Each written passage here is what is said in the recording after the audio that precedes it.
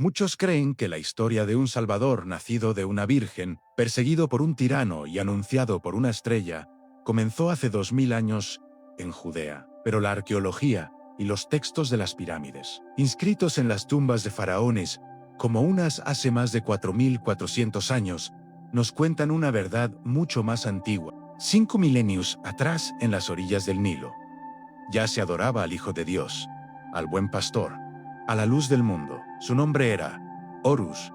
Bienvenidos a Entre Luces y Sombras. Hoy iniciamos nuestra nueva serie, Los Hijos del Sol. No vamos a hablar solo de mitos. Vamos a descodificar la tecnología espiritual que Egipto dejó grabada en piedra y que se convirtió en el guión secreto de la fe universal. Para entender a Horus, debemos entender el caos de su origen. Su padre, Osiris, representando el orden y la civilización, era el garante de Mot. Mahat no era solo una ley o una diosa, era el principio fundamental del orden, la verdad y la justicia que mantenía unido al universo. Su opuesto era Isfet, el caos, la mentira y la violencia. Osiris es traicionado y despedazado por su hermano Set, la personificación de Isfet. En un acto de furia, Set desmembró el cuerpo en 14 pedazos, un número que no es casual. Simboliza las 14 noches de la luna menguante, representando la desintegración del orden. Aquí es donde entra la figura de Isis, la gran maga. En mi libro, descodificamos este pasaje. Isis no solo busca los pedazos de un cuerpo, busca recomponer la unidad de la conciencia. Su búsqueda fue una peregrinación sagrada que consagró la tierra de Egipto. Con una determinación inquebrantable, recuperó cada fragmento, excepto el falo. Este detalle es crucial, pues simboliza la pérdida de la fertilidad en la tierra. La concepción de Horus, por tanto, no es un acto carnal, es una operación de alta magia teúrgica. Usando su poder divino, Isis reconstruye a Osiris, creando el primer rito de embalsamamiento, y concibe a su hijo. Según los relieves de Dendera y Filé, Horus nace para vengar a su padre y restaurar el Mayut. Pero, ¿por qué su nacimiento coincide con la alineación de la estrella Sirio, el 25 de diciembre, durante el solsticio de invierno? Porque los egipcios eran maestros de la astronomía sagrada y entendían que el macrocosmos se reflejaba en el microcosmos. Creían que en ese instante, la energía cósmica se infundía en el rey divino. Aquí es donde los datos se vuelven irrefutables. Horus, según las tradiciones, fue acompañado por 12 ayudantes. Históricamente, se les conoce como los Shemsujera o seguidores de Horus, una casta de sacerdotes o reyes predinásticos que preservaron el conocimiento sagrado.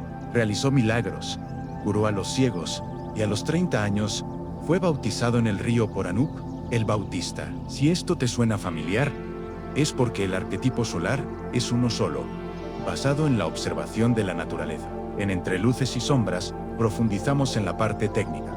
Horus es el sol que cruza las 12 casas del zodiaco. Sus milagros son las transformaciones de la luz en la naturaleza. Y este patrón no es exclusivo de Egipto. En Frigia, Atis, otro dios solar, nació de una virgen y resucitó en primavera. En Grecia, Dionisio, dios del vino, también nació de una virgen el 25 de diciembre y era llamado Rey de Reyes. Egipto no inventó una mentira, codificó las leyes del universo en una historia que el pueblo pudiera entender y que los iniciados pudieran operar.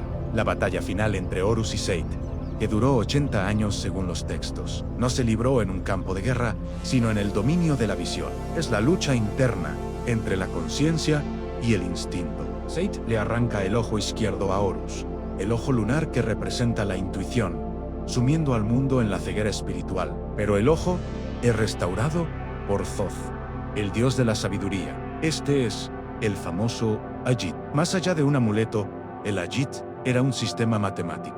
Sus 6 partes representaban fracciones: mitad, un cuarto, un octavo, un 16avo, un 32avo y un 64avo, usadas por los médicos para medir ingredientes. Si observamos la anatomía, el ojo de Horus encaja perfectamente con las estructuras del cerebro medio. La ceja se corresponde con el cuerpo calloso. La pupila se alinea con la glándula pineal, nuestro tercer ojo. La parte posterior encaja con el tálamo. Los egipcios Nos estaban diciendo que el Hijo del Sol es aquel que ha activado su visión interna. No era una simple metáfora.